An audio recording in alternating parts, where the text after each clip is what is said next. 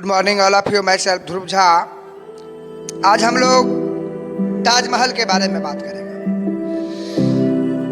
क्योंकि ताजमहल जो कि 7 वंडर्स ऑफ द लिस्ट में इंडिया का एकमात्र ऐसा महल जो कि 7 वंडर्स ऑफ द लिस्ट में शामिल है, 7 वंडर्स ऑफ द वर्ल्ड की लिस्ट में। आइए शुरू करते हैं। ताजमहल भारत का गौरव है, जिसकी प्रशंसा संपूर्ण विश्व में की जाती है। सुंदरता की मिसाल दिया जाने वाला ताजमहल भारत के लोगों को ही नहीं बल्कि विश्व के कोने कोने में बसे लोगों को अपनी ओर आकर्षित करता है। ताजमहल का नाम दुनिया के 7 अजूबों में शुमार है।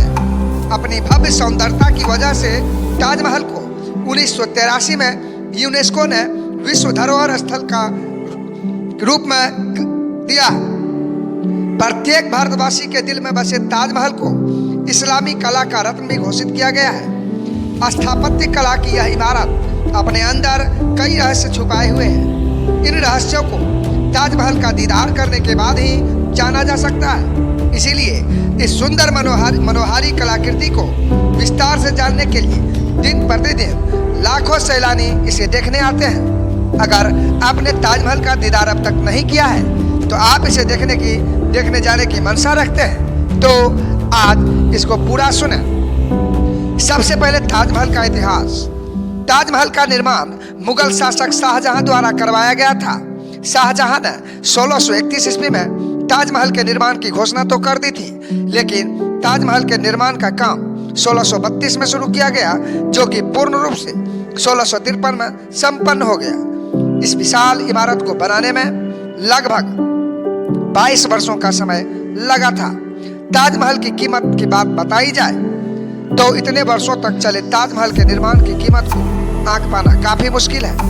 फिर भी विभिन्न स्रोतों के अनुसार उस समय इनकी अनुमानित लागत करीब 3 करोड़ 20 लाख रुपये थी, जो वर्तमान में कई अरबों रुपयों से भी अधिक है।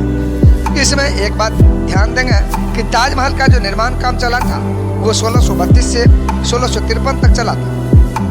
अब हम लोग बात करते हैं कि ताजमहल का निर्माण क्यों हुआ। शाहजहां की सबसे प्रिय बेगम मुमताज महल थी। मुमताज फारसी देश के शाही खानदान से थी। शाहजहां और मुमताज का निकाह 30 अप्रैल 1612 को हुआ था। मुमताज शाहजहां की दूसरी बेगम थी। 17 जून 1631 को मुमताज और शाहजहां की 14वीं संतान गौहरा को जन्म देने के दौरान प्रसव पीड़ा से मुमताज बेगम की मृत्यु हो गई। बता दें कि मुमताज की मृत्यु मध्य प्रदेश के बुरहानपुर जिले की जैनाबाद में हुई। मुमताज की मृत्यु के बाद से शाहजहां काफी दुखी रहने लगे, क्योंकि मुमताज शाहजहां की सबसे प्रिय बेगम थी। शाहजहां ने मुमताज की याद को अमर बनाने के लिए उनकी याद में ही ताजमहल का निर्माण कराया था। अब हम लोग बात करते हैं कि ताजमहल को प्रेम का प्रतीक क्यों कहा जाता है। ताजमहल एक ऐसी इमारत है जो किसी धर्म का प्रतीक नहीं है, बल्कि यह इमारत प्रेम की निशानी है। यह शाहजहां और उनकी पत्नी मुमताज महल के प्रेम को भली भांति दर्शाती है। इतिहासकारों के अनुसार दक्षिण भारत में लोधियों ने 1631 ईस्वी में शाहजहां के खिलाफ विद्रोह किया था। लोधियों के आक्रमण से बचाने के लिए शाहजहां मुमताज बेगम को आगरा से 787 किलोमीटर दूर मध्य प्रदेश के बुरहानपुर जिले में लेके आए। उस समय मुमताज गर्भवती थी। तभी अपनी 14वीं संतान गौहरा बेगम को जन्म देते समय प्रसव के दौरान अधिक दर्द होने की वजह से मुमताज बेगम की मौत हो गई। शाहजहां को मुमताज के चले जाने का गहरा सदमा लगा और वे मुमताज की मृत्यु को भुला नहीं पा रहे थे। तभी शाहजहां ने कसम खाई थी कि वो ऐसी इमारत बनवाएंगे जिसके बराबर दुनिया में कोई दूसरी इमारत नहीं होगी। अतः शाहजहां ने ताजमहल को मुमताज की याद में बनाया था, इसीलिए ताजमहल को प्रेम का प्रतीक कहा जाता है। अब हम लोग बात करते हैं कि ताजमहल के अंदर क्या है।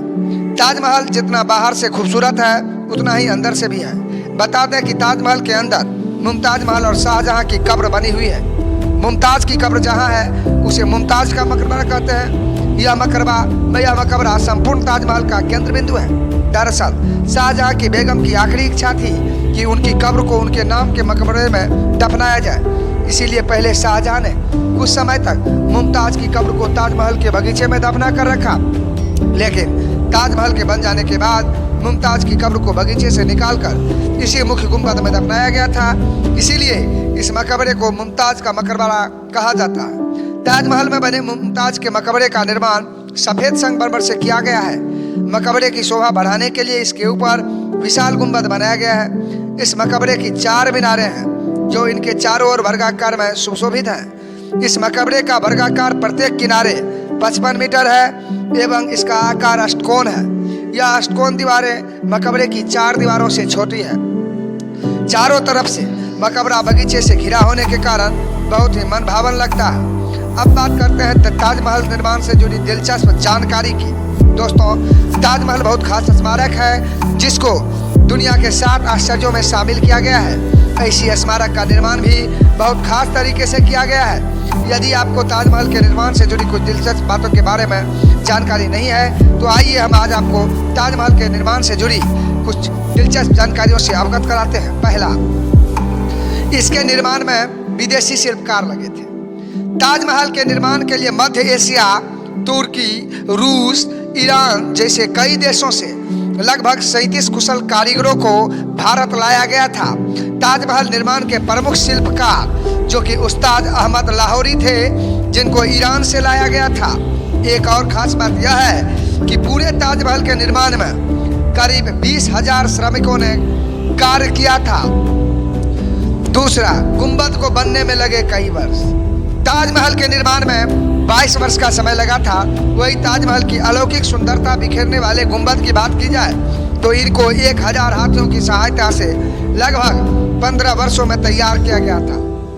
नंबर 3, पत्थरों से बदलता रंग। बहुत कम लोग ही इस बात से अवगत होंगे कि ताजमहल निर्माण की एक खास विशेषता यह है कि यह अपने 3 रूप बदलता है। जी हाँ दोस्तों, ताजमहल में कुछ कमाल के पत्थरों का उपयोग किया गया है जिसकी वजह से ताजमहल प्रातःकाल गुलाबी, दिन में सफेद एवं पूर्णिमा की रात को सुनहरा नजर आता है। बता दें, ताजमहल के निर्माण में 28 प्रकार के पत्थरों का प्रयोग किया गया है। यह पत्थर ईरान, रूस, तिब्बत, अफगानिस्तान, मिस्र आदि देशों से लाए गए थे। अब बात करते हैं ताजमहल की संरचना के बारे में। ताजमहल की इमारत को बनाने में सफेद संगमरमर का प्रयोग किया गया था। यह सफेद संगमरमर पत्थर राजस्थान से मंगाया गया था। ताजमहल की संरचना बेहद रहस्यमय तरीके से हुई है, इसीलिए ताजमहल का हर हिस्सा बेहद खास है। तो आइए जानते हैं ताजमहल की संरचना के बारे में विस्तार से। पहला, ताजमहल का गुंबद। ताजमहल की यह संरचना कमाल की है। बता दें कि ताजमहल के शानदार गुंबद की ऊंचाई इमारत के आधार के बराबर है, जो 7 मीटर ऊंचे बेलनाकार स्तंभ पर स्थित है। यह गुंबद मुमताज के मकबरे के ऊपर स्थित है, जो देखने पर उल्टे कलश या नाशपाती की भांति प्रतीत होता है। इस गुंबद पर एक किरीट कलश स्थित है जो फारसी और हिंदू वास्तुकला की छवि को दर्शाता है। नंबर 2, ताजमहल की छतरियाँ। गुंबद के चारों ओर से 4 गुंबदकारी छतरियाँ बनाई गई है। यह छतरियाँ गुंबद को बल देने के लिए बनाई गई थी। छतरियों के स्तंभाकार आधार को छत पर आंतरिक प्रकाश की व्यवस्था के लिए खोले जाते हैं। ताजमहल की इन्हीं छतरियों के द्वारा मुमताज के मकबरे पर प्रकाश पड़ता है। ताजमहल की छतरियों और गुलदस्तों पर भी कमलाकार शिखर बना हुआ है, जो ताजमहल की शोभा में 4 चांद लगा देता है। नंबर 3, ताजमहल का किरीट कलश। ताजमहल के मुख्य गुंबद पर किरीट कलश बना हुआ है, जो लगभग 1800 ईस्वी तक स्वर्ण का था, लेकिन वर्तमान में यह किरीट कलश कांस्य का बना हुआ है। किरीट कलश फारसी और हिंदू वास्तुकला के मिश्रण को प्रतिबिंबित करता है। इस भव्य कलश पर चंद्रमा की आकृति अंकित है। कलश की चंद्रमा की आकृति और कलश के मुंह की नोक मिलकर त्रिशूल का आकार बनाती है, जो कि हिंदू मान्यता को दर्शाता है। नंबर 4, ताजमहल की मीनारें। ताजमहल के बाहर 4 बेहद सुंदर मीनार बनाई गई है, जो ताजमहल की सुंदरता को बढ़ा देती है। यह चारों मीनारें ताजमहल के बाहर झुकी हुई है ताकि भूकंप या बाढ़ जैसे आपात के समय यह मीनारें इमारत पर न गिरकर बाहर की तरफ गिर सके। यह मीनारें ताजमहल के चारों कोनों पर बनी हुई है। ताजमहल के चारों मीनारों की ऊंचाई करीब 40 मीटर है। ताजमहल की प्रत्येक मीनार 2-2 छज्जों द्वारा 3 समान भागों में बटी हुई है। मीनार के अंतिम छज्जे पर मुख्य इमारत के समान ही छतरी बनी हुई है, जो कि देखने में बेहद खूबसूरत लगती है। अब बात करते हैं ताजमहल के दरवाजे के। ताजमहल की 3 दिशाओं में दरवाजे बने हुए हैं। यह दरवाजे पूर्व, पश्चिम एवं दक्षिण में बने हुए हैं। इन तीनों दरवाजों में से किसी भी दरवाजे के द्वारा आप ताजमहल के अंदर जा सकते हैं। आपको बता दें कि ताजमहल के अंदर जाने का सबसे सुलभ दरवाजा पश्चिम का, क्योंकि इस दरवाजे पर पर्यटकों की भीड़ बहुत कम होती है। अब बात करते हैं इसी में ये इसके ताजमहल के कुछ और आकर्षण केंद्र हैं, जैसे ताजमहल में जरे सुलेख, जिसमें कि ताजमहल में कई जगह कुरान की आयतों पर लेख मौजूद हैं। ताजमहल के सफ़ेद मार्बल पर लिखे गए ये सुलेख थुलथुल लिपि में लिखे गए हैं। लेखों को लिखने में जेस्पर और काले मार्बल का इस्तेमाल किया गया है। ताजमहल के इन लेख का श्रेय फारसी सुलेखक को जाता है।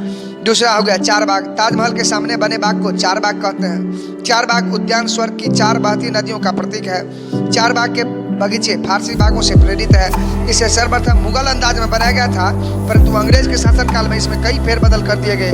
चार बाग के मध्य में एक तालाब है, जहाँ से ताजमहल का मुख्य द्वार एकदम ठीक सामने है। तो चार बाग में बने इस तालाब में ताजमहल के प्रतिबिंब को देखा जा सकता है। उसके बाद ताजमहल के फव्वारे। ताजमहल के ठीक सामने चार बाग के मध्य में फव्वारे लगे हुए हैं। ये फव्वारे मार्बल से बने वाटर टैंक में लगे हुए हैं, जिसे हबद अल कौथर कहा जाता है। यह फव्वारे ताजमहल की शोभा में और चार चांद लगा देते हैं। ताजमहल में लगे इन सभी फव्वारों के नीचे केवल एक ही टैंक लगा हुआ है, इसीलिए यह सभी फव्वारे एक ही साथ पानी छोड़ते हैं। दोस्तों, आज के पार्ट में इतना ही। मिलते हैं अगले पार्ट में, तब तक के लिए जय हिंद।